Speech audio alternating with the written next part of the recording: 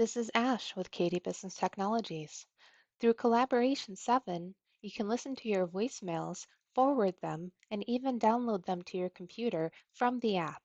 In this video, we'll be going over voicemails. To access the voicemail menu, simply click on the voicemail button on the left-hand sidebar.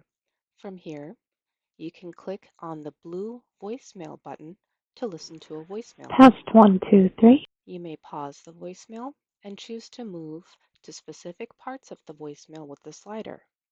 From here, you can also click on the download button to download the voicemail to your computer. Clicking on the X will take you out of this menu. If you hover over the voicemail, you have the ability to copy the number, call them back, mark the voicemail as read if you haven't listened to it already, or delete the voicemail. You may also choose to select multiple voicemails and either mark them as read if they haven't been listened to already, or delete them.